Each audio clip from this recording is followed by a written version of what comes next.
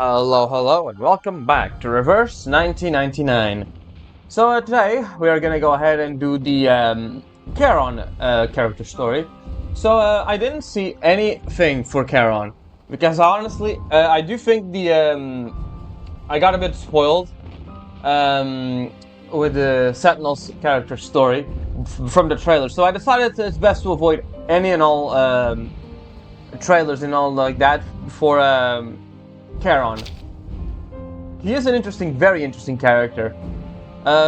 Fuga a tre Soggetti. It seems like, honestly, I don't know, but it seems either Italian or Latin. A body weighs more than a shell, yet a name becomes, whoa, game.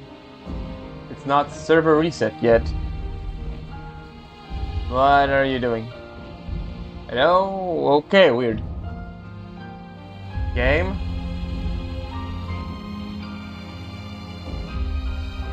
Okay. Death moves him. Oh my god, can you see? Are you serious?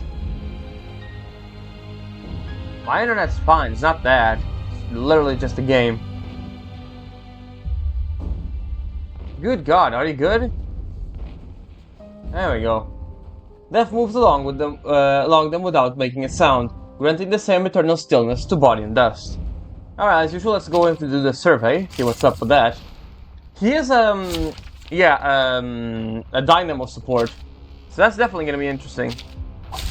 Please stand behind me.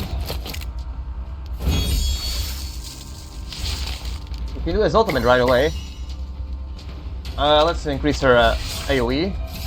Let's go for channel. I'll handle the tech support. There is no end to this misery.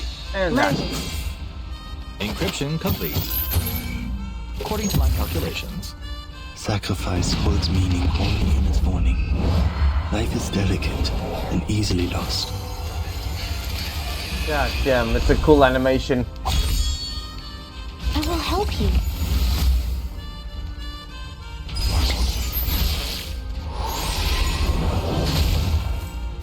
Interesting. I wonder what this is. This. Mushrooms. Es must end. Schmerz betrifft die Toten Watch nicht. out. Alright, off we go. Loading. Charging. Alright, time to crack some codes. And let's go for a Charon. Awaits within. Barrage. The light that illuminates all. Decode complete. Do not let yourself go home. He really doesn't look like he's a dynamo character. He looks like more like a Bloodtinge one, right?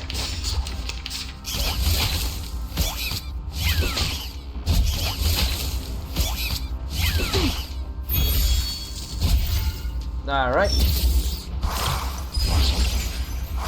We are at max capacity for that. Up Go. perfect. Out. Leave it to me. Go that. The dead Pop up embrace you. and Light. debuff them. Enumeration is a last resort. But sometimes it can work a miracle. Please, take good care of yourself. Aim and shoot. There we go. Oh, okay, so it is what I was expecting. Cherish life. If they if Power Think from the passes soil. this thing, they die, right? Charon kills them. Yeah, that was what I expected. Okay.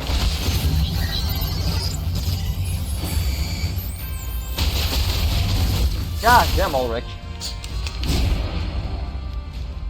Fear of death. Okay, so that is pretty much what it is, huh? Interesting. There is no Charging. Leave it to me. Loading. I'll handle the tech support. sacrifice. Charon, you're up holds again. meaning only in its warning. Life is delicate and easily lost.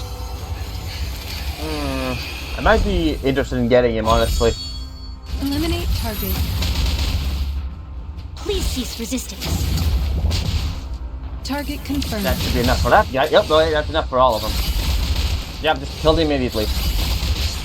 God damn, Lucy. Accurate reading. Lucy's just so strong, it's not even funny. Alright, let's just bring Lucy's stuff and just let her go all out. Circuits function. Loading. Charging. Loading. That should be more than enough to take care of them. Robot. Child of science.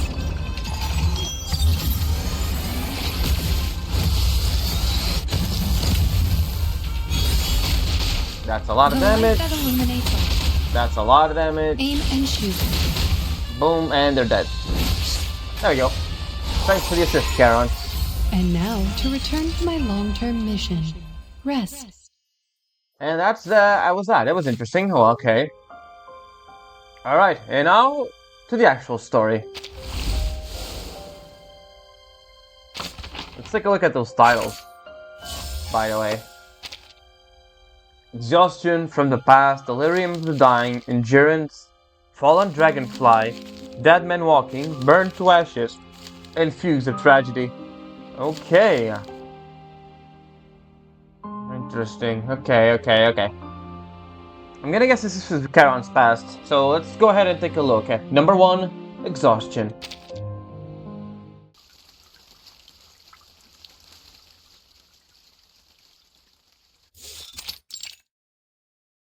The trenches, yep. The cannon fire fades as the poison gas dissipates. They rise from the trenches, these men not yet dead, but not quite alive. They brush away the cinders and smoke, and look out upon the world once more. That hook is still in shock.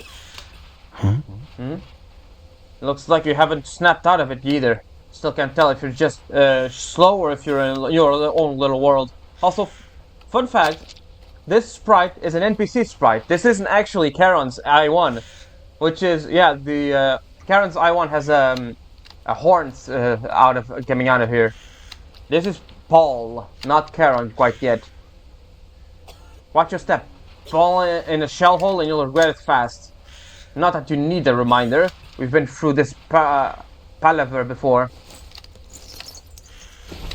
As he talks, the soldier snaps off the lower half of his comrade's dog tags before carefully lowering the helmet over his face.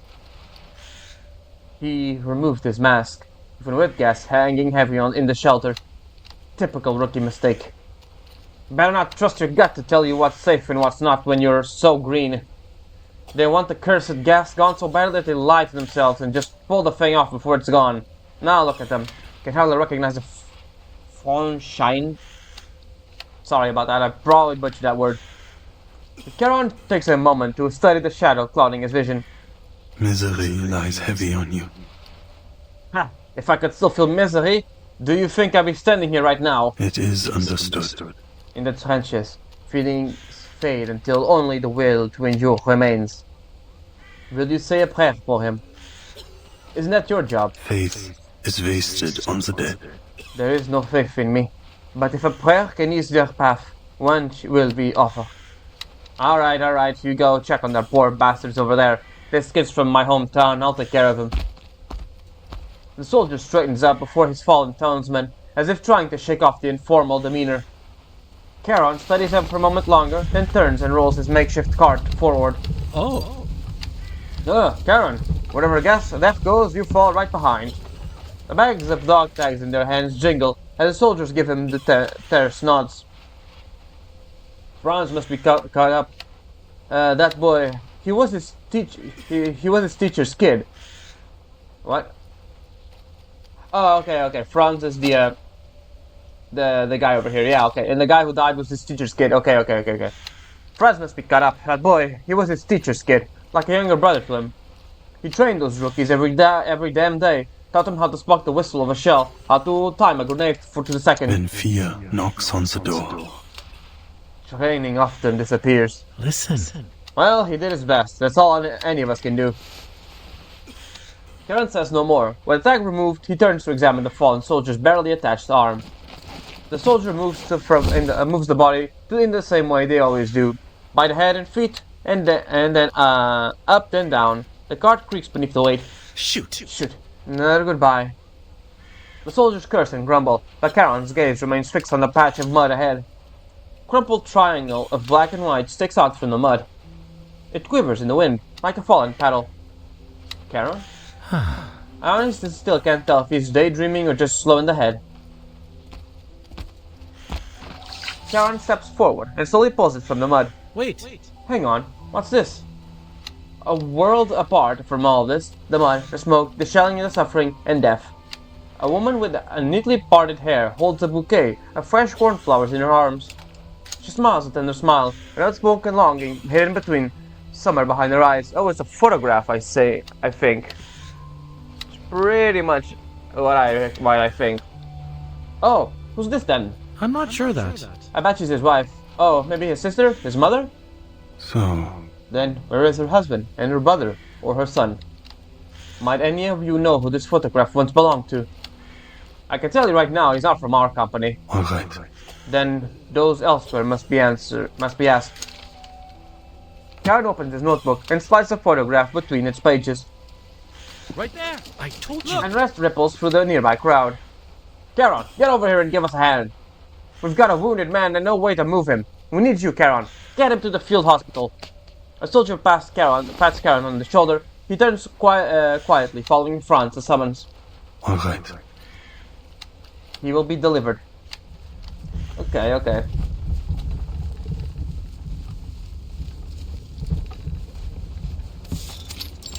The field hospital, yeah. The moment Charon crosses the field hospital's threshold, a pair of eyes lock on him. Only once did the nurses take the wounded soldiers does the Watcher step forward to speak. You're Charon, Eberhard's officer, is that right? Yes. Yes, sir. You're a curious sort, aren't you? A man returns from death itself, then refuses to honors and turns down the press bureau. Did you come from the front just to ferry the wounded and bury the dead? Basically, yeah. Not a talkative type, I see. Little wonder you turned down the press. Is it that? Officers of your rank generally disapprove of reluctance to work with the press bureau. Ha! Not at all. Stories of heroism, steel-hearted youths, this is the stuff that sends schoolboys off to die. They march off, grand images of Odysseus' voyage in their minds, only to find themselves cast in a tale far crueler than they could ever have conceived. You followed your own form of heroism, regardless of what we stand for. Some might call you strange, but me, I respect you. I'd like to understand you. No. You are mistaken here. Oh my god. Lieutenant? Something like that. There is no ideology behind the actions of the dead. Just... Only exhaustion. That is all. Hey, it's the name of the chapter. A moment passes in silence, then Lieutenant Colonel's gaze stretches outward, fixed on some unseen, unnamed horizon. You're an honest man. Just... Lying simply serves me no purpose. 4 days from now, the field hospital will be packed up and sent to the rear. This is likely to become the front line.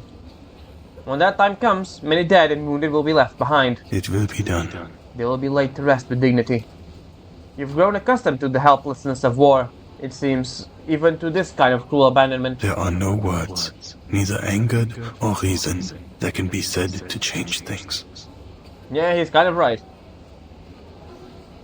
Though brief, the conversation only adds to the burden weighing heavily on both their shoulders. After a pause, the lieutenant's colonel quietly moved to depart. I have duties to attend to. I believe we'll cross paths again. Farewell. Yeah, I'm not butchering that name 2 times in a row. Like a gear locking into place, Charon moves to his next task, retrieving a notebook he set down just 10 minutes earlier. With a step and turn, he retraces his path to where the soldier was lifted onto the stretcher. In his narrow field of view, he catches sight of his notebook cradled in a pair of trembling hands. Oh. Did the guy found the photo? His holder looks up. Oh no, her expression holds no hint of remorseful handling something so personal. That's... Oh! It is an actually new character model. Hey, you look like a wartime nurse, except you were missing pretty much blood all over you. At least that's what they do in the movies. I don't know how accurate it is to actual war. Yeah, it is interesting. She has so vibrant green. That's like green or light blue. The what's that? Cyan colors. That's interesting.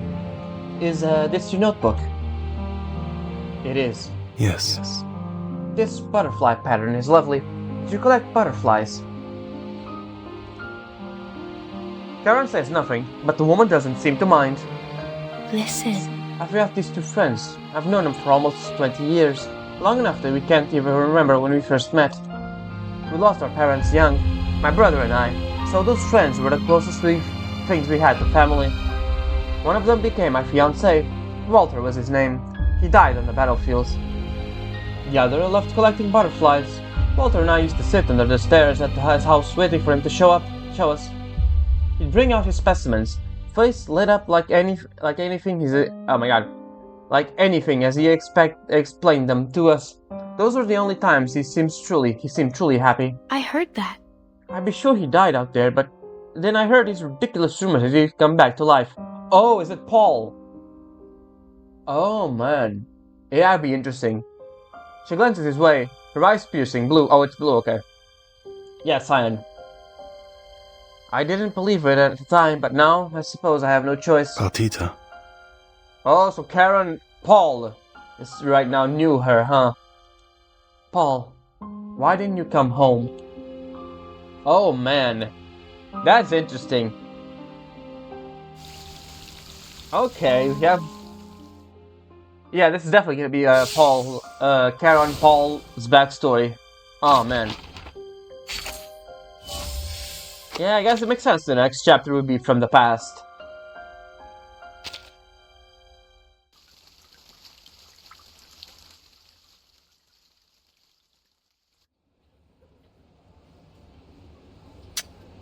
Why won't you answer me? Oh man, she seems pissed and tired. Look at that. It's pretty minuscule, but you can see the bag under her eyes over there. She seems tired. It's incredible what a single line can do. I am still trying to understand the question. What? You're so shocked that I became a field nurse.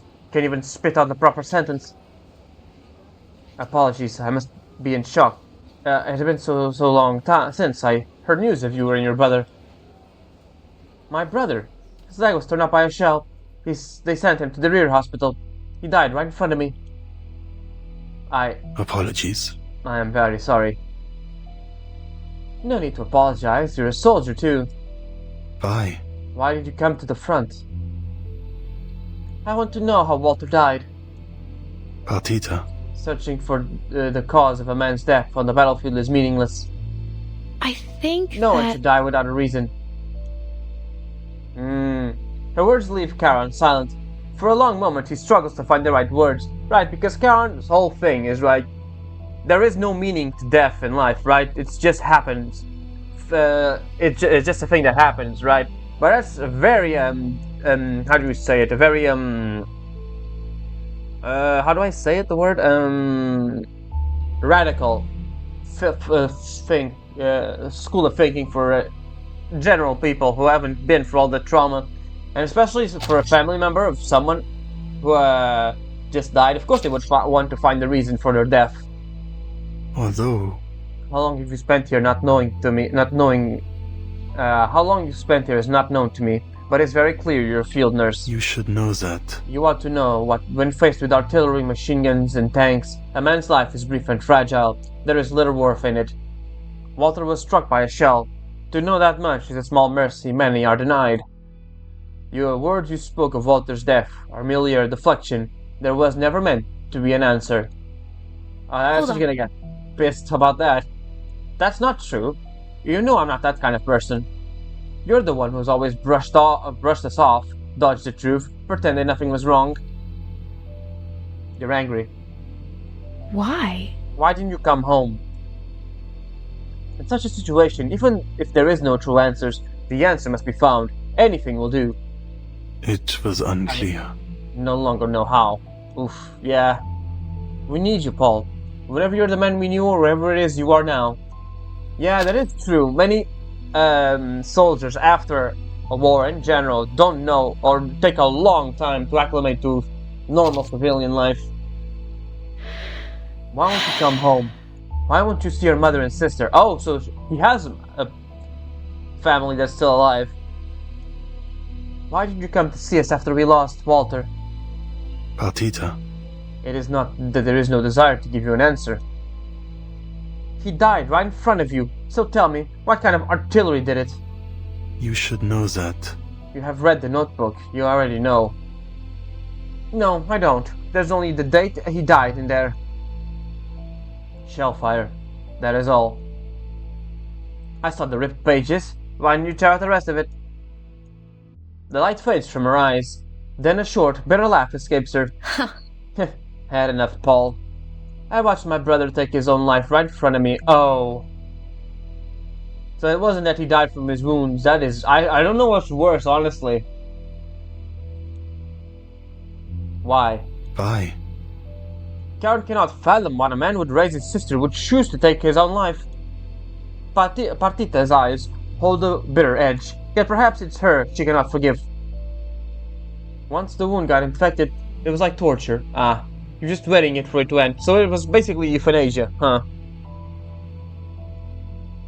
I couldn't save him. No. All have done what they could. It wasn't your fault. A week later, my brother died. He sent a letter saying Walter was gone. You mailed it to his house. I ran all the way there. It was raining that day. I slipped. When I grabbed the letter, I thought the blood on it was Walter's, but it was mine. Partita. Walter didn't die in front of me. I know that, but... okay, Walter is the other guy, is her fiancé, right. I gotta keep the names in order. But maybe that's why I don't know. I went on and on, foolishly, ridiculously, trying to find out how he died. And now, finally, I'm faced with the one person who knows what happened, and you just avoid me. It's my right to know, Paul. No. Denial was not intended, nor was turning away. Partita. You will find it, Partita, even in the wake of such loss, that you truly want to do, or what you were meant to do. No! But I can't. I just can't. In 4 days, this field hospital will be moved. The nurses will rotate. You can return home. Walter and your brother would have wished you to stay away from this conflict. There is nothing to be done. You were never meant to be part of this war. Don't you see? We are all part of this war now. There is no escaping it. That is very true. Before I even stood here, my life was shattered to pieces, my past and my future. Charon lacks the strength to bear her pain. It's all he can do to endure the weight of it. In the silence, her expression shifts into a form of helpless irony. None of this changes anything. We're just rearranging the rubble, that's all. Go back to where they need you, Paul. I shouldn't be taking up so much of his officer's time. Apologies. I am sorry, Partita. Very sorry. She simply turns and walks away. Oh boy. Oh, we're still going. Back in the trenches, Charon's work moves less smoothly than expected. It's as if a stone has been slipped into the gears. Even something as simple as checking the dog tags takes him longer than it used to. Oi, Charon, what's with the slow hands today? Come on, let me show you how it's done. Apologies. Sorry, thank you. That's the last of them. I guess that's our lot sorted out for now. Your graveyard is a stone's throw from here, which means you don't have to rush off for once. But if you run to Scott. No. No, there is no need for cards. Hey! Oh, come on, Charon, sit down and play a few hands with us. Save some time for the living for once, will you? Come on. No. I will watch from for a while. Still looking for whoever is in that photograph? Yes. Yes. It will not be an easy task, but the search must go on. Franz knows half the trench line by name. He'll ask around for you, but only if you beat him fair and square.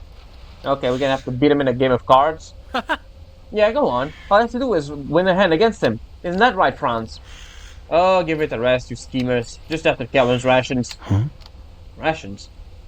Well, you were out there day and night, scrounging around the battlefield like a proper rag and bone man. Just... The only purpose is to bury the dead with dignity. I see. Yeah, we know, but still, you've got to pick up all sorts of things, right? Cigarettes, bandages, parachutes, silk. Were parachutes a thing in World War One? I don't know, actually. I guess it makes sense. They had airplanes. Huh. What kind of stuff is more valuable than gold, Charon? True. I'd swap a medal for a dry bandage and a smoke any day. Shh. Keep it down, Franz. Best not let the Major hear that. Eberhard doesn't care less about that sort of thing. As they chatter, Charon methodically pulls cigarettes from his coat and stacks them on the shooting bench. Take them. No need for games. Franz lets out a long, dramatic whistle. Ah, the perks of having Charon along the front. My god, that is a... Yeah, that one. Yet, There is hope that you will still help find who this photo belongs to. Oh, no need for a trade, Charon. Of course we'll help you look. That's right, we're just pulling your leg, so you play cards with us for once. it is understood. Understood. But the field hospital's getting moved in just 4 days. You know that, don't you? Yes. It's almost time Yes. for you to, it's almost time you took your leave. A rare smile flickers across Franz's face. Oh my god, he's gonna die, isn't he? I don't remember him being in the main story, so he's definitely gonna die in this one, isn't he? Yeah. I'll escort the evacuation team to the rear, then head back for leave. But before that, I'll do my best to help you track down who the photo belongs to. Thank you. And tomorrow, I'll find some time to help you bury the soldiers. No refusals. No thanks, right? Thank you. Just thanks.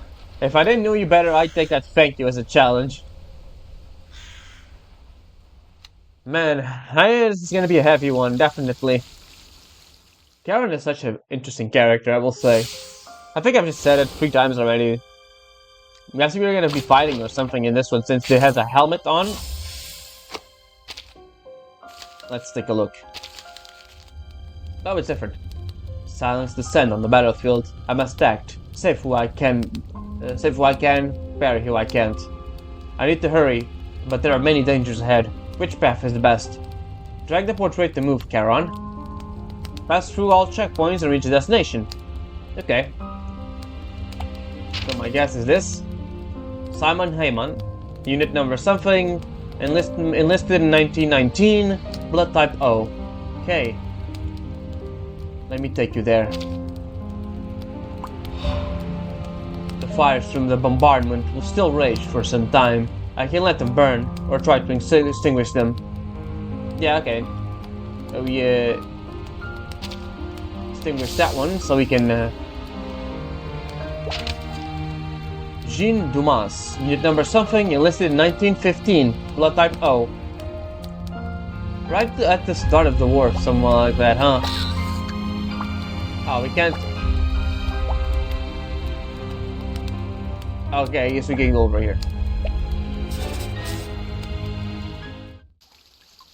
Delirium of the Dying.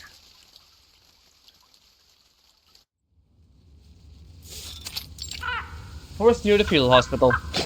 Shovels rise and fall as dirt is flung over shoulders. Soldiers, their eyes forever closed, wait off to the side. A rare moment of peace. Is this truly how you wish to spend this time? I'm not just doing this for you. Besides, I told you yesterday not to be so damn polite. Apologies. You picked a nice spot for the cemetery. Place hasn't been hit yet. Still feels like summer. Yet, The front may move in this direction soon enough. True, the soldiers you've buried here might end up blasted to bits by the shelling, or lying above the mud again. Like, what was that word again? Sloughs? yes, Yes. Slogs? I don't mind. Doesn't matter. Once the shells stop falling, I will return and bury them again. Then your work will never be finished. I don't mind. Well, I'd rather spend my time thinking about how I'm going to swipe myself a roast goose. Yet, Many ask me why I continue this task, but never you. There's nothing to ask, Charon. The rookies are banging their heads on the air raid Charon walls, and the veterans are scrounging for cigarettes. Just living another day is good enough for me. Who cares about why? Indeed. Okay, so these two guys have a bit of a common mind space, it seems. Charon stops. There's a woman in the distance making her way towards him, a medical bag in her arm. Oh, is it the, that one? I forgot her name again. Damn, it's just not even 10 minutes ago and I already forgot her name. The trees behind cast a shadow, hiding her face from him. yet, But someone must be searching for meaning, or they cannot live. Who's there? Who's the Schwester? Hi. Oh, it's Partita. That's Partita, yeah. I was gonna say Paulina, but no, it's Partita. Paulina is Jay's sister. Hello. Hi. Tag, Fraulein. Did you know our Charon here? Yes. Yes, her Schreier. The unexpected address causes Franz to rub his chin. Partita turns her gaze to Charon. I'll be helping you bury the soldiers. It's dangerous. It is too dangerous. The field hospital withdrawal is certain to keep you busy enough. Lieutenant Colonel Walker gave me permission. You've got a habit of digging up men who are somehow still alive, it seems. You can't argue with that. Charon lowers his head and returns to his task in silence. You were never good at lying. That's why you won't ever talk about Walter. Why? Why won't you tell me? He died in a shelling. It was a shell fire. Dust flew everywhere, and then he was gone, in the blink of an eye. No way. That's not the whole story, I know it. Her conviction leaves Charon speechless. First you dodge all my questions, and now you won't even say a word. Fraulein, Charon's mind works a little slower than most. You might just be taking it all in. I see. He's also kind of dead, so it makes sense. She sets on her medical bag and picks up a nearby shovel. So you're a man of action now, are you? Visibly unsettled, Franz also chooses to remain silent. Fine. Then I'll keep shoveling right here with you until you tell me the truth. No. There is no truth to tell. Then it looks like there is nothing for us to talk about. Time to get back to it, action man. As the grave takes shape, Partita makes her way to the cart, Franz following behind. Together, they carefully lift one of the bodies. A cough, faint and abrupt. Three of them glance at each other and Partita looks towards the cart. Oh god, one of them's still alive. Wait. Among the many faces piled onto the cart, Partita finds one with a little color in his cheeks and gently lifts an eyelid. Shoot. My god, he's alive. He's still alive. Oh dear. Good grief. I thought we checked them all. She rushes her medical bag. Hurry up. Quick, move the bodies off him. Be careful, Franz. He might have broken bones. Paul, don't just stand there. Help us. Lines from the journal first pages surface in his mind. When even we were fighting, Partita would boss me and Walter around, arms crossed like a little general. That old phrase of hers, don't just stand there, was a spell to us. We always followed her lead. After all, she was rarely wrong. And she led with her fists too, charging ahead without an ounce of fear in her. I have a feeling that Partita and Franz are gonna die in this chapter, and it's gonna be fucking depressing. Alright. Oh, Charon. I just have a feeling you're gonna lose pretty much everyone. The injured soldier who cheated death has been seen too. Charon stands, still silent among the beds and stretches. The cries of the wounded surround him. Partita vanishes behind the screen, hard at work. Franz motions for Charon to move along. Charon averts his gaze from the mangled limbs, nods to Franz, and makes to leave. Paul! A haggard hand brushes his coat, then falls back powerless. What? Paul, Gott in Himmel, finally someone I know. Where is Will? Go fetch him, quick! He doesn't know I'm in the field hospital. The soldier's words crackle from his dry throat. His dog tags read Fabian. You are... Fabian. Oh god, that is a... Oof. No, that... You know what that this thing reminds me? Of a photo. I saw a photo of a soldier pre and after war. Like, I don't know if it was World War I or II, but that reminds me of exactly this face. This face over here, it reminds me of that photograph. Exactly. Good god, it's actually uncanny. Come, Paul. I'm not already some nameless patient to you, am I? Deprived too long of familiar company, Fabian has grown talkative, to an oddly feverish degree. Never mind. Anna will remember me no matter what I just have to get my discharge, and then we'll go home together. Anna promised me she'd make me a reef of gister when we saw each other again. Fabian. Who is this you're looking for? Anna. I want to see Anna. I'll write to her, and she'll come for me. I know she will. No. There was another. A comrade from the front, perhaps. I just went to see Anna. As Charon tries to make sense of his rambling, a doctor walking by shoots him a look. Best not take what he says too seriously. What? Why? He rambles like that every day. Wound's not looking good either. What happened to him? Lost a leg. Like Walter, huh? You think I can hear you whispering about me, Doctor? Stop talking rubbish. Paul, don't believe him. He's just grouchy because I won't call him her. No. He spoke no ill of you, Fabian. Simply discussed today's lunch options. Fabian drops his gaze, muttering something under his breath. Charon turns and lowers his voice. So, Will he live? The doctor, seemingly irritated with his own misplaced concern, lowers his gaze to the medical file. It's hard to say.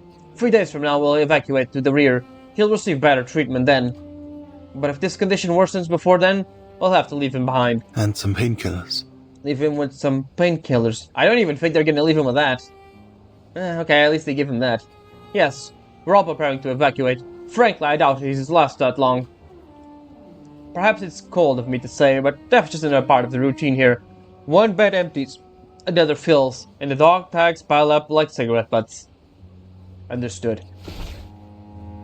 Yeah, it is definitely depressing, but that's pretty much reality in this, especially this war. The doctor gestures to Fabian with his clipboard. You can see him off, though I imagine you don't want that. You do that for everyone left behind, yes? Fabian's murmuring begins to fade, then he gasps for breath, like he's choking back a sob. It will be done. Charon. And that's the end of that.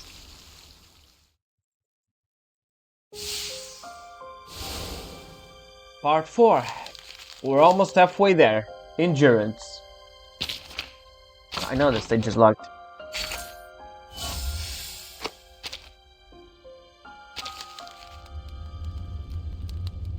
We'll cover more ground if we split up. Though that means taking bigger risks. Oh, you see, he has the, his I-1 here. You wanted to, talk about Walter right now? Alright then, I'll match your pace, let's get moving.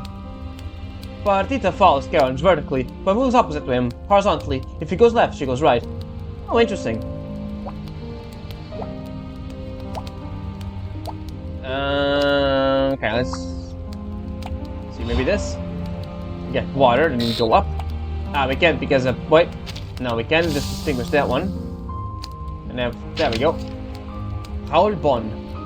Enlisted in 1917, blood type A. And we go there, up. We can't, wait. Ah, we got. There we go. Go back, up there. Clement Roche. And 1919. Up, and there we go. Endurance.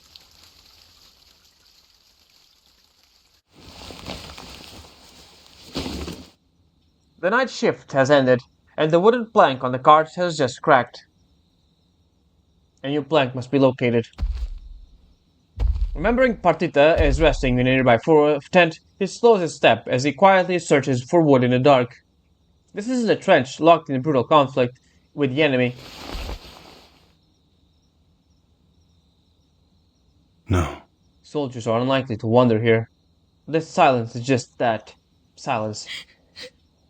Oh. A faint sob gently echoes over. Then another, and another. Their sounds stringing together into a long, fragile chord. Partita. He stands for a long time in the damp twilight. She only cries when no one can hear. Yeah. She does seem like the type, huh? Looks strong in front of everyone. He sets the plank down, and with the lantern in his hand, takes a seat in front of the tent. Her sobs grew uncontrollable, like a wounded animal. Words from the notebook returned to him. Charon carefully opened its pages. Walter went on about Partita for days, Fabian. saying the ring he gave her before he left was too rushed. What does it matter? For Partita, even a ring made of grass would have been enough, as long as it was from Walter. Besides, it was hardly rushed. Walter spent a week studying under his father to make it himself. Being a locksmith, he melted the key into a ring. Oh, that's kind of sweet. Even Fabian and Walter was... Fabian... Oh. Fabian. Oh, God, so yeah, so he didn't knew Fabian. Oh, boy. As he was overthinking. Just your next leave and talk it through, he said. Fabian. He looked after all of us back then. Those rare peaceful nights in the trenches, they spent them talking about this, but the fact that they could talk about something shit. God damn it doesn't even show here. Charon turns the page to the photo he tucked in there. Amidst Partita's echoing grief, the woman in the photo smiles on. To whose world does this photo belong to? Oh boy.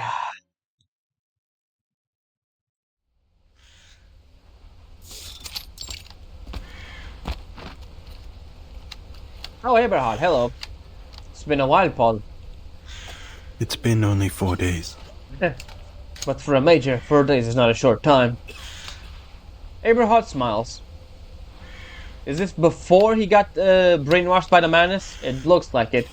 Yes, it took less than for you to get all tangled up with Partita's drama. Franz told me everything. Indeed. It is a problem indeed, but not quite so simple. She joined to find the truth about Walter's death, and somehow chance brought her to the right place. You don't think she's a witch, do you? No. Likely not. A coincidence, nothing more. This joke meets a painfully literal answer. If the soldiers knew the truth, they would likely start a ruckus and end up with disciplinary charges for it. What the hell happened to Walter? Did he desert? Worst case, they'd launch an ambush and maybe even end up with blood on their hands. But Partita isn't a soldier. She hasn't seen true depth of human brutality. Partita? Yet she endures all that comes with war. Eberhard stands silent, waiting for Charon to speak again. Soldiers endure it too. Brutality is a means of survival and of release. She moves among the dead and dying, serving those who suffer. She even sleeps in the woods near the front, though sleep never truly comes. She endures fear, endures pain, endures rage, war, and death. She's no different than a soldier. Eberhard's face tightens. He looks away. Is it bad? Partita's situation. It was unclear. Bad may not be the word. Unhealthy, perhaps. Then I'm afraid I have worse news. Oh boy. What? Oh no, what happened? She applied for a pistol. Oh fuck no.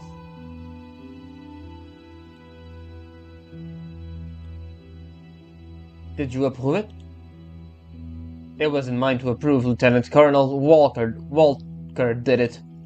A field nurse who buries soldiers alongside Charon requests a pistol for protection. Who would say no to that? Even without approval, it's not hard to find a weapon at the front. Imagine if she were forced to scavenge one and ended up with a misfiring gun. Then it's best to give her one. I think so. Yet. But even a pistol requires training. And even with a weapon in hand, not everyone has a conviction to pull the trigger. That's the one piece of bad news. The other piece of bad news. Oh no. She completed recruitment training before she arrived. Word is she's a natural shot. That's why her request was approved so quickly. She came prepared. That she did. You still have 2 days until the field hospital moves out. Time enough to persuade her before the nurses rotate. All that might have changed her mind are dead. Yeah, it's either her brother or Walter. And Charon's dead too, right? Technically, yeah, he's a corpse. So yeah, everyone who might have changed her mind is dead. This is not Paul, I guess you could say. The ham has up their coats rise and fall in the wind. They're having slow, heavy breaths. I know. They died in war, died in memory, died in the fighting of every spark, died in every stirring of dust. You three were like peas in a pod back then, though you weren't quite so affable as you are now. And Partita had an impatient streak, that's for sure. Walter was the glue that held you together, really. He got along well with the both of you. Whatever the case, you're the only one she might still listen to. Because you're Paul. No. It will not be easy. Well, you can't expect me to do it. I already got one beating from Partita back in school. I'm looking to get another. Oh, about that photo. The one with the woman holding cornflowers? Franz has been asking around about it. Yes. Yes, I have been trying to identify her. Well, I think I might have a better shot at finding out than you. All right. All right, thank you. Anything else I can help you with? No. There is nothing. I saw Fabian in the field hospital. He is clinging to life. I don't think I know him. An old friend? Yes. Yes. Stay with him while you can. Eberhard catches a faint shift in Charon's cloak. It seems as though he is nodding. It will be done. Oh boy.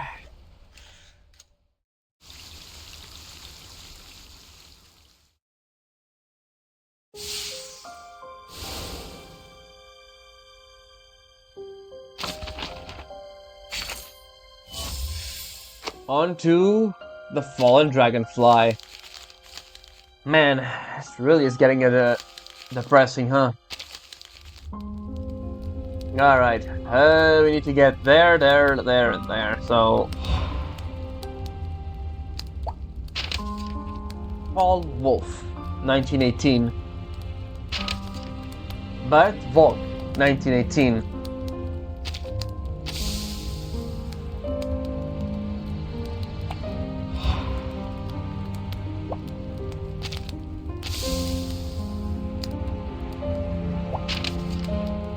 Émile Langois. Oh, that seems like a French name. 1919. Honestly, that little victory jingle seems a bit out of place in this depressing chapter. Field hospital. Fabian. The emancipated young man on the bad lips his eyelids. Oh, Paul, it's you. Apologies. Yes, it is me. My apologies, it was not my intent to wake you. No, it's good to see you, Paul. It's been lonely here, waiting for so long. The doctors and nurses are busy. It took some time to find you at your new location. Then, they won't do anything even if we haul the place down. Are just chunks of meat waiting to be graded, or old bandages to be tossed aside. The people we wait for, the people who we love, who are waiting for us. No one gives a damn about them. The doctors can only do so much. I know, at least I've held on long enough to see you. And Anna. Anna. She came. Yeah, she was here. The ginsta was withered, but she promised to come back with fresh flowers. A troubled look suddenly shadows his face. After a pause, he speaks his doubts aloud. But the doctors say she never came. I could have sworn I saw the ginsta. The little clusters of gold. Anna placed them on my head and left. Why didn't she say goodbye? The poor guy is hallucinating. Was it because the doctors took my leg? No. No, that's not the reason.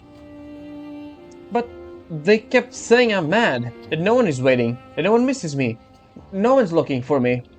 So maybe Anna didn't come. Maybe she isn't even real at all. I can't stop thinking about it. It's like my head's splitting in two. But I can't stop. It's like I'm not in control of my thoughts anymore. Like someone is trying to take over my body. It's horrible, Paul. Pure horror. I've become one of the madmen we used to joke about. Even my own memories are playing tricks on me. This cannot be. You're not mad. But you must let your body heal. I don't think he can. Phoebe's lips tremble. This is worse than death, Paul. Charon grips the hands Fabian is lifted towards him. Fabian strains to turn his neck to look at him. His eyes flicker, turning cold and empty. A chilling premonition creeps up the back of Charon's neck. Who are you? I'm Paul, Fabian. No. Slowly but firmly, Fabian pulls his hand away. You're not Paul. Paul doesn't talk like that. For a moment, Charon feels as though he sees a crack on the edge of his vision, but then he blinks and it's gone. Huh? Fabian? Paul would never say that things you do. He's just a schoolboy, a kid fresh off the battlefield, thrust into this hell. No, you're not Paul at all. But why aren't you Paul? There's no Paul. Then what about Anna? No one came for me, did they? No one at all. Why are you hiding your face, huh? Why are you still pretending to be Paul? No. There is no pretending, Fabian. I really am Paul.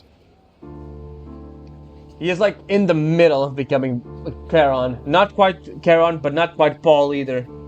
He just became Charon in the end of the main story, but shit, man. His few words fall on deaf ears. Paul didn't come. Anna didn't come. No one came. They want me to die here alone in all of them. He sinks back into the bed, his voice becoming a broken murmur as he surrenders himself to his fate. But you came, whoever it is you are. You didn't call me mad. You didn't tell me Anna isn't real. And your words are kind. Why? Why would you be so kind to a stranger? A dead man? I do not believe us to be strangers, Fabian. You're not alone. Yes, I am. Day and night I waited. No one ever came. I've been alone all this time, and I'll die alone too. No prayers. No one by my side. Just worms ready to wiggle into my body and eat me from the inside out. No. No, Fabian. If the end finds you, I will be with you when it comes. What? Even if you're strangers? Charon tightens his grip on the corner of his notebook. When the dead are buried, no prayers leave my lips. Death is simply the end of life. Prayers are not necessary. Yet.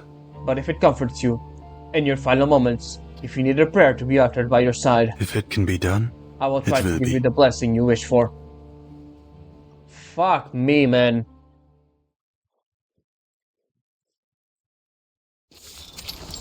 Oh boy. Are we gonna see Partita? A deep conversation. Realizing she means the words exchanged beside Fabian's bed, Karen gives a faint nod. All right. Ah. The field hospital's moving back tomorrow. He might survive long enough to get proper treatment back in the rear. Her gaze is hollow, like she's looking straight through Charon to someone who isn't there. I'm sure. You've got something to say to me, haven't you? Everything hinges on tomorrow. Now is Paul's final chance to persuade Partita to leave the front. Charon knows the one thing that might change her mind, but he hasn't had the courage to face it. But now the words must be shaped and spoken, clearly and directly. Okay, let's see what actually happened to Walter. It was known. A deal. I'll make a deal. Let's make a deal. You're a person who honors your promises. I will tell you the truth about Walter's death, and when the hospital withdraws tomorrow, you will return home. Promise. Promises still mean something to you, don't they? For a moment, time seems to freeze. Then, it slowly ticks on. She studies Charon. What if? If you can't even trust me, then who can you trust? Agreed? Do you accept a promise like we would when we were children? One you would never break. A truth too bitter for him to utter. He fears that Partita will do once she tells her. Yes. Alright, it's a deal. I won't break it, I promise. She sees what's coming, but gives nothing away. Charon clenches his fist, as if summoning the strength to force the words out. Walter died of friendly fire. Ah, man. God damn it. Yeah, you would be surprised, but there is a lot of death in the war is from friendly fire, from the chaos and everything. There is a visible crack in her expression. Why? It was A a mistake. mistake. The intelligence was delayed and flawed. There was no choice but to call in a strike. Oh, it was by their own, yeah. I asked who? Who gave the order? You swore to keep your word. I know. Now tell me. You said you could be trusted. I told you. I said yes, alright? Now stop dragging this out and tell me who gave the order. It's the height of summer, yet the air hanging between them is cold. Lieutenant Colonel Volker. Of course, the one who gave you the pistol.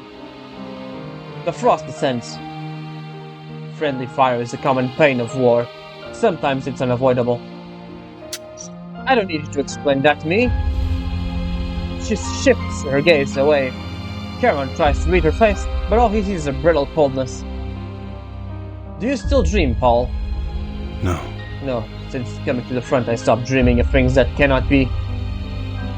I do. I dream of Walter every single night. I dream of the pond we used to play at when we were 12.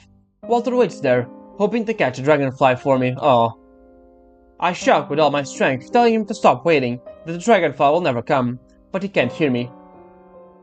So he keeps waiting, and I keep shouting, until I wake up with tears on my face. Then night comes, and I dream it all over again. Maybe he's waiting for me to find him, or maybe he wants me to get justice for what happened. Partita. In war, justice is always the first casualty. Oof, man, what a line. Bullets find their mark. Lives end. It is inevitable. A long silence passes. When she speaks again, her voice is weary. I need time to think about all of this. Man.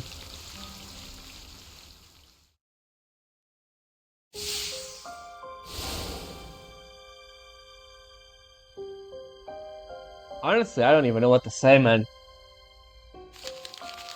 God damn. I think I'm actually gonna pause a bit for a moment. Actually, server is gonna roll soon, so I might actually need a bit of a break. God damn. I'll see you for a bit for Dead Man's Walking in just a few minutes. So I'll see you in a little bit. All right, I'm back. Right, time to get more depressed with part 6, Dead Man Walking.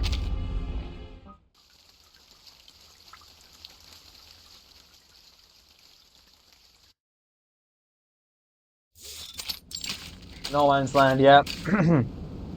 Oh, it's you. I suppose you're Charon, right? Oh, this is where they meet, huh? Yes, Yes. Major Brown said you found a photo. Woman holding a bouquet of cornflowers. indeed. Is it yours? No, it belongs to my friend Fabian. Oh, come on. I fucking knew. I knew it. I knew Anna was had to be the woman in the photo. God damn it. You were so close, Charon. Fabian. Charon opens his notebook and takes the photo tucked inside. Then this woman. That's Anna, Fabian's wife. An arrow of silver streaks across the sky. Anna is real. Fabian isn't delusional. Of course. It's only just found out Fabian's in the hospital. Yet, His condition is weak. He lost his will. He simply waits for death to take him. The soldier before him points to the photo in his hands. Give him the photo. Tell him a man is waiting for him at home. The soldier gives a confident smile. That kid knocked out 2 thugs at 15 for that girl. Knocked on her door with a broken hand. Then stood there, black and blue, and told her no one would ever lay a hand on her again. it is understood. Understood. This will be delivered to him. Hey! Just as Charon prepares to leave, a distant shout draws his attention. Through the swirling fog, he makes out a shape of soldiers rushing his way. Help! Charon! Charon! Quick, can you go and get Franz? No! Shit! Charon's slow to react. What would he do if he ran into the enemy out there? Maybe we should just wait for Franz to find his own way back? He's been gone a day and a half. That's long enough to count him missing. What? Where is he gone? He heard the photo belonged to someone named Fabian, one of the boys who went missing in Southwest Woods a week ago. That's right, Fabian disappeared around there. Franz went looking for him, said he wanted to see if he could find any clues. Oh no. He's heading home to leave tomorrow. That's why he's gone rushing off. Oh no. God damn it, this whole tragedy is gonna start because of a goddamn misunderstanding. This place is hot as anything. Enemy scouts moved in a few days ago. We already have skirmishes there. Shoot! Them rats dug in deep. We haven't been able to flush them out. If it can be done. I will go. What? Really? You mean it? Why do you think we call him Charon? He walks the front lines day, burying the dead. He hasn't suffered as much as a scratch. Makes sense. It's not like the ferryman with the dead should be able to die himself. All right. I will try to bring him back. Oh man. That's a hell of a destruction. Hoel Hosh, 1915. Let's see. Here, go here, here, here, here, here, here. Then we have one. No, because then we have to. So I guess we go here, here, here, here, and here. Let's see.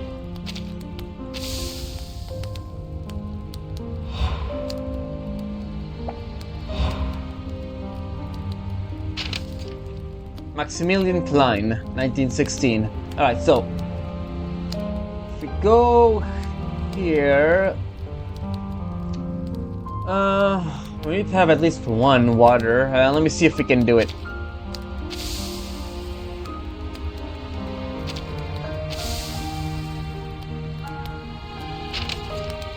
Nicola Ben. Nah, we can't. We need more water. Let's reset. Alright, so. Let's try this. Yeah. Go over here. And then over here. And let me see. We still need the 2 waters.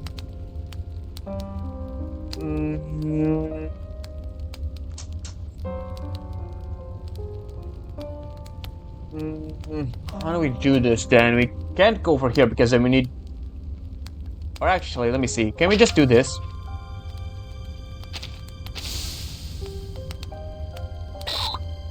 No, we need to pass the waters. Either way. Okay, so... let me see. We get here. Yeah, we got that guy. We get here for the water. And, try doing... over here. Let's try extinguishing this. So we can go over here. Then we go over here. We have to go up, right? And we have to... Nah, it won't work. We need 2 waters. We need to only extinguish 1. Okay, go here, here. We got that one, right? Is there a way for us to not extinguish anything? We can go around here. Then we go... Nah, I can't. Get that one, right? I can extinguish this one and go over here, but then we need to extinguish 2. Either way. To get up there, right? Go over here, right? Get that one. We go 1 down. Or maybe we go... Nah, because we need the, this space open. Let's extinguish this one, just to see. Over here. Go over here. We, Okay, let's extinguish this one. Okay, I think I see it. Go over here, get that last guy, and then we extinguish this and we're done. Okay, there we go.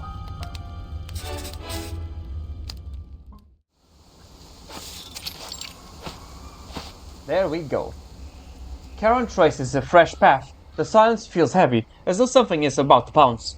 The acrid air reeks of gunpowder, and a trampled brush before him speaks of a chase or a fight. But Charon is not afraid. He walks on, the rustling leaves only sound amid the stillness. Step by step he moves forward, until he reaches a charred oak. A pair of arms, a hook on his shoulders and drag him behind the tree. Shh, it's me. His voice is slow, but his anger is unmistakable. Vardan, you want a bullet through your skull? We're pulling out tomorrow. I'm not bagging you up. What's left of you before I go? It would be a great misery. Burying you too, Franz. The owner of the photograph has been found. It's time to return. You think I'm out here for the scenery? These woods are crawling with scouts. Yep, there he goes. A bullet scraps bark and tears through the edge of Charon's coat. Huh. We should have remained silent. They tracked you, waiting for you to flush me out for them. What happened? Have you forgotten how to duck or something? Finding you was most important. Franz. Allow me to get you out of here. A single bullet is all it takes to expose the extent of human fragility.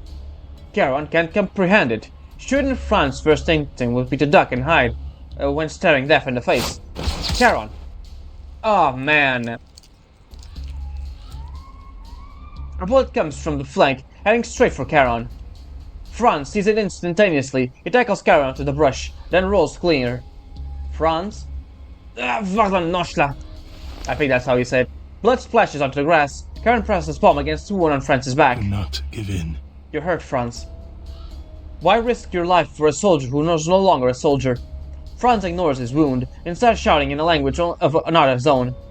Priest! This man is a priest! Don't shoot, he's innocent! Oh, he's speaking like French for the other guys. The only answer is another bullet. It misses, but barely. Shit! Allow me. What the hell are you talking about? Ignoring Franz, Charon stands and takes the bullet. Franz stares wide-eyed as it hits the tree behind them. He turns to Charon to find a clear bullet hole torn through his coat. The bullet went right through him. What are you? A hollow. The soldier realizes. Beneath all the fabric lies nothing but emptiness. Their priest is not even flesh and blood. Charon has already spotted the enemy hidden among the trees. Caught between disbelief and dread, the enemy falters. He fires again and again, but all that comes is more holes in the coat. Leave. You cannot kill what is not alive. Oh man. After a beat of silence, the enemy turns and flees. Charon reaches for the bandages in his coat, but Franz stands and steps back. Yeah, poor guy. Fucking hell. You can't die, can you? His voice is colder than ever. No. No. Neither living nor dead. This vessel endures without pain, but it can be destroyed. That's not what I meant. My god, your sluggishness makes my skin crawl. Apologies. Franz, for the injury. Charon, we've been through enough in this damn hell together, haven't we? I respected you, so I didn't ask why you warped yourself like some madman. Why the hell didn't you say something? You wanted me to die for nothing? Or just to laugh at me for trying to save you? No. That was not my intention. It is difficult for me to understand what I have become. Understand what you've become? You read too many books, you just lost your mind. What does understanding yourself have to do with any of this? I trusted you, Charon. I thought we were brothers in arms. Franz. Enough! I have nothing else to say to you. Thankfully, the bullet barely scraped Franz, who lifts his rifle and walks away alone. Charon stands in the undergrowth, his hands slowly dropping from his pocket. Yeah, that is kind of a big secret to keep from your comrades. Alright, off to burn to ashes.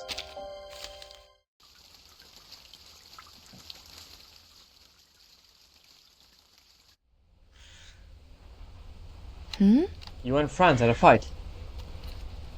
He was wounded. I brought him back. He avoids answering the question. Partita opens her mouth, but her face quickly darkens. Charon turns his head. These last few days have been treating you... Oh, right.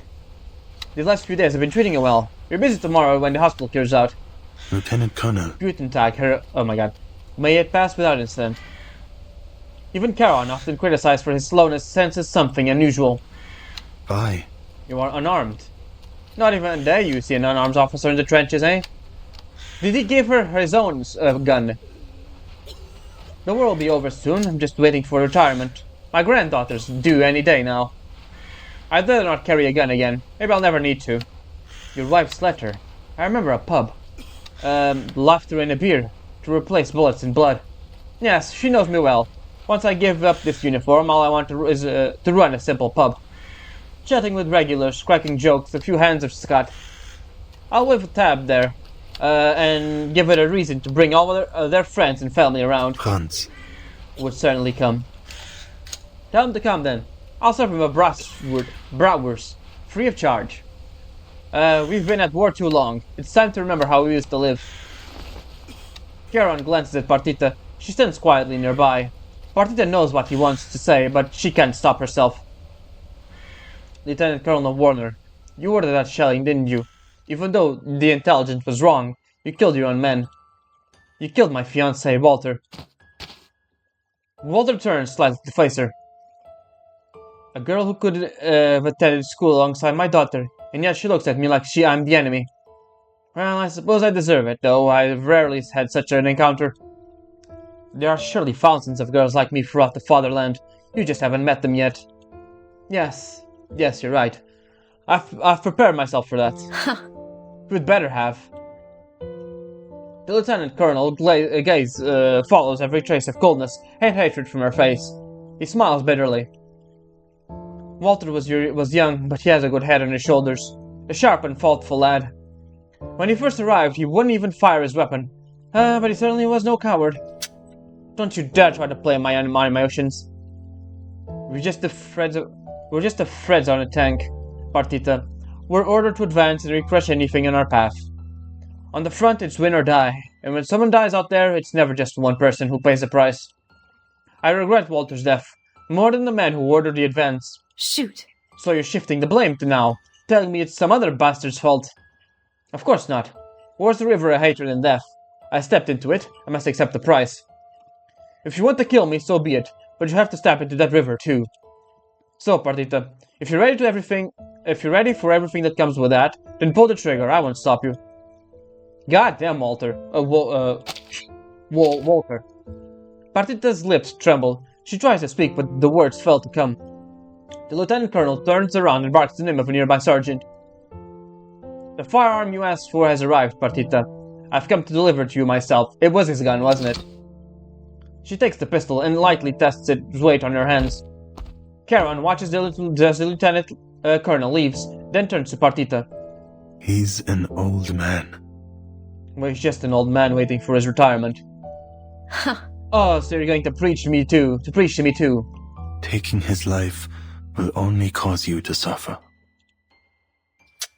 That's it, Paul. Get it all out. After all, how often do you get the chance to sound so noble? Remember our deal? When the field hospital leaves, you'll leave the battlefield. She keeps her eyes on the pistol, perhaps studying its parts, or perhaps lost elsewhere. With everything that's happened, is there even anywhere for me to go back to? I've hunted for the truth behind Walter's death because I needed a reason to live.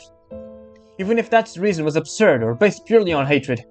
But Walker still gets to go home. Go anywhere, except the battlefield. Partita, you can go anywhere you wish. Anywhere but this battlefield. I don't know. I have nowhere to go. Nothing else to live for. The meaning of life. Why people choose These to live. words are empty. Why people choose to live is something beyond my grasp. But the soldiers who walk beside me choose it every day. Some are eager to return to their families. Some wait to embrace their families again. Others dream of tending gardens after the war. It is another way to live. For some, even drowning themselves in schnapps from dusk till dawn is a reason to carry on living. The living set goals, and death laughs. Fucking hell, man. This chapter has just been hell of lines, my god. But you must have one, all the same. You simply need to find it. Not everyone can bear this kind of pain, or the torment of the endless questions without answers. Paul, you know better than anyone that none of this means a thing. You already admitted as much. You're only saying this because you pity me. Maybe my reason for living is ridiculous, but is enduring suffering purely for the sake of living any better? With a flick of her wrist, the magazine ejects. She empties it, leaving only one bullet. She puts the rest into Charon's pocket, then lifts her gaze to meet his. Oh no. Oh fucking hell, not another one. Not another major. Oh god, please no. Her eyes are calm. Time for me to go. Fuck no. No. Charon, please. I don't think he's gonna do anything. Right. Oh, thank God, Wilhelm. You bastard actually came here right just in time. Why is everyone looking so grim? The soldier cuts through the conversation. The hospital is moving out. The time has come for us to part ways. Did you give that photo to Fabian? He will see it soon. Good. Give my best to him, won't you? Have you seen Walter about? He's down by the bunker. Partita takes a few steps backwards as she tries to slip away unnoticed. Ah, well, his gun's fixed. Good as new. I brought it back for him. Seems the Lieutenant Colonel only trusts his own pistol. He refused to accept any of the spares. His words hang heavy on the air. What do you mean? What do you mean? I thought he said he was done with all of this. He said he wasn't carrying a weapon because the war was ending, and he was going home. Huh? What are you two talking about? Looks like he's just heard a joke he doesn't understand. He's not retiring, just moving to the rear. Why would he quit now? Then putting him up for a medal, he'll be a full colonel by fall. The fog in Charon's mind thickens. You guess at what you don't know, don't you, Willy? Charon, I'm the man's orderly, for heaven's sake, I know him.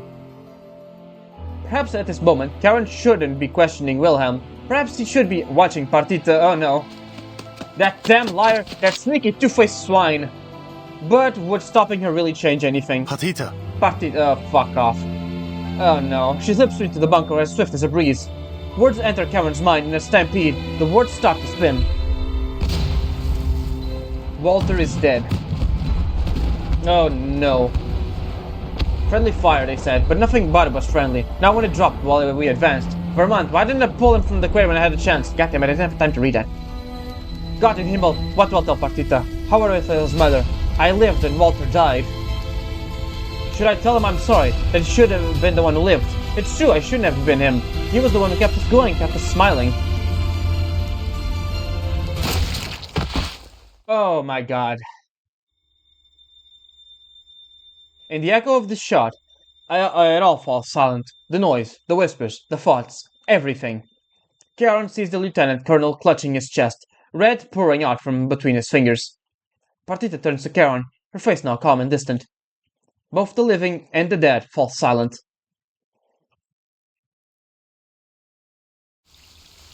God.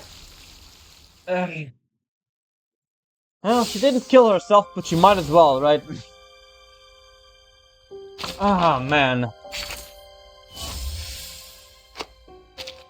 Of course, Wilhelm didn't really help much, huh?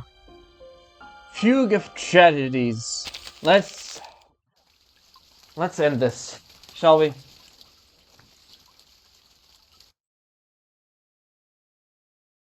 Pride killed him in the end.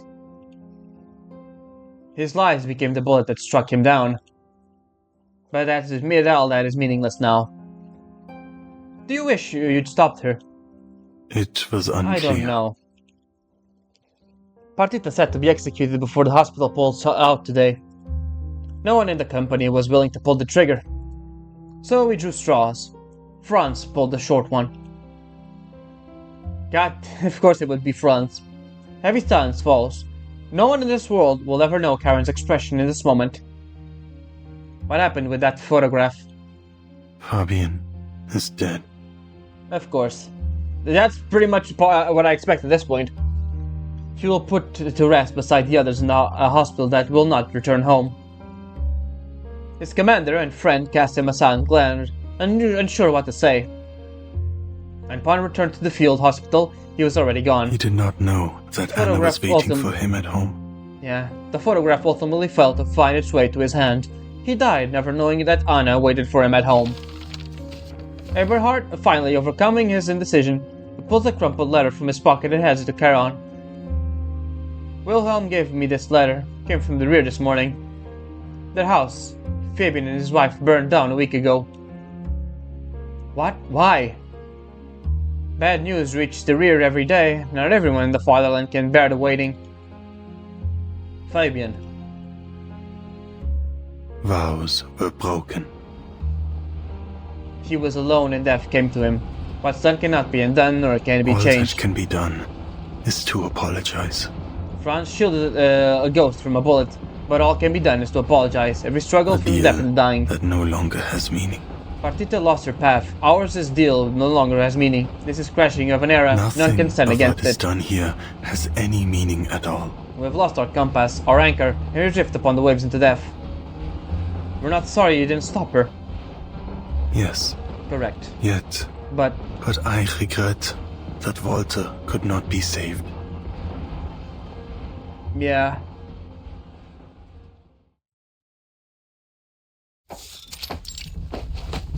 Forest near the field hospital. The soldier escorting the withdrawal line nearby, chatting and rolling cigarettes between their fingers. Partita sits quietly off to the side, back straight, gaze unwavering. As Charon approaches, the soldiers flanking Partita rise and give him a brief nod. Charon offers them 2 packets of cigarettes. They politely decline and leave. The weather's nice today. Not like the day you and Walter left, all rain and fog. I could hardly make out your faces through the car windows back then. Partita. Have you found peace? She smiles. Peace. Throw a handful of dirt into the abyss and all you hear is the echo. That's all there is. Enough about me, Paul. What about you? Will you keep burying the fallen? Yes. This road knows no end. As long as the war remains, so shall it continue. Heh, you never talked like that before you became a soldier. So you came to the front and became a philosopher, did you? No. No. What happened, Paul? You haven't cracked a single joke since we ran into each other again. You've turned dull. Apologies.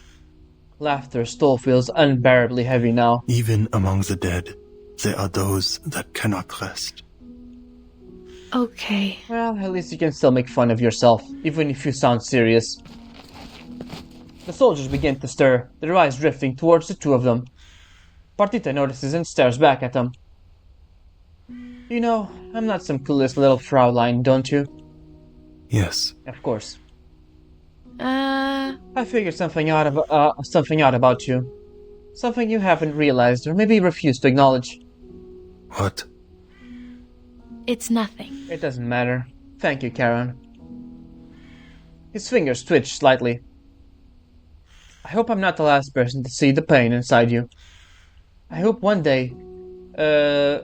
you one day find who you truly are. There is no me left in the world. That is all he wishes he could say, but the words fail to materialize. She stands up and walks towards the soldiers.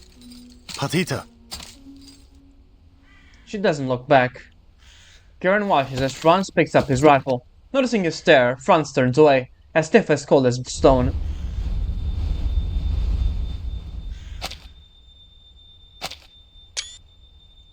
Something stirs in the space, where his innards should be, and spread through every inch of him.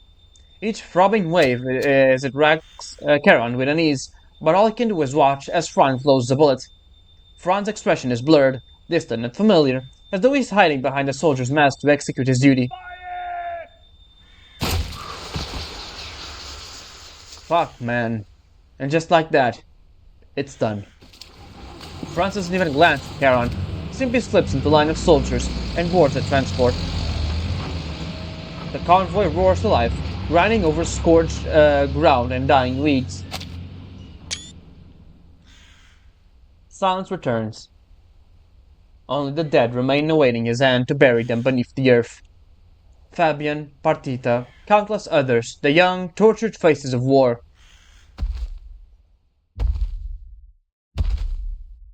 He walks alone to meet them, to carry out his last and only duty. My God. He raises the shovel and plunges into the earth.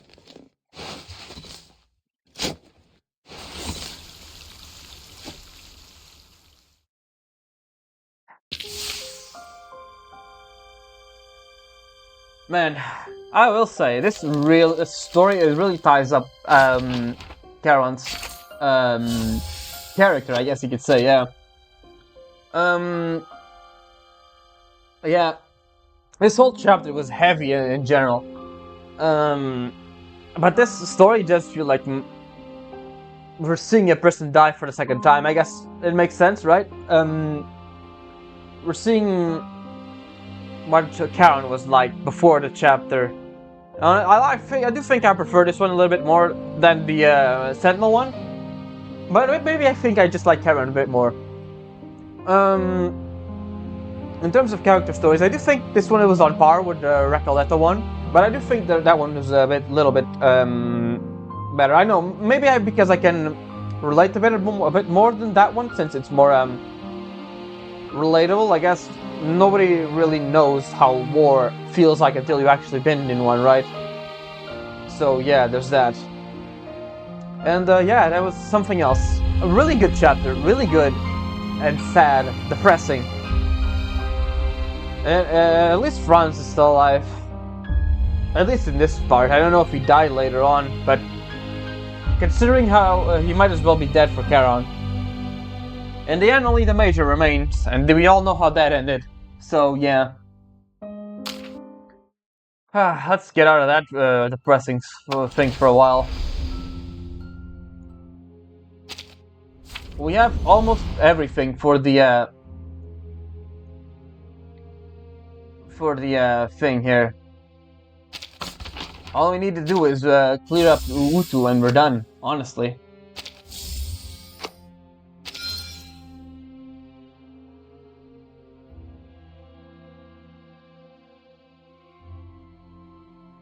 So basically, this one is Lilia, right? So Lilia is in enemy's hands and is repaired by them. Could be redeployed in the Eastern Front. That is something to be concerned about. I guess I can roll for Charon for a little bit. I don't really have enough, but maybe one roll or two. Who knows? Maybe we can get lucky. Let's take a look, shall we? For Charon. Alright, let's take a look. Nope. Hey, twins. Hello, I'm Lisa. Number 2. Nope. Good day. My name. Number 3. Nope. Hi there, I am Mandy. I saw. Oh, it's a 5-star, it seems. You got the 5-star early, huh? Who is it? Oh, hey, Barbara. I'm Barbara. I actually didn't need an you. editor at Latu magazine. You even weren't one of the rank ups, so that's pretty good. Cool. And yeah, just about as I figured. Mission accepted. Advice. Alright, that was Charon's character story. Anyways, I think that's pretty much... no need for you singing right now. I think that's pretty much all there is. The next thing is the London Dawning, but I already did that one. So yeah. That's gonna be it for now. I will see you in the next patch, I guess. In 2 weeks, I guess. So yeah, that's gonna be it for now. I hope you enjoyed, and I will see you next time for more Reverse 1999. Ciao.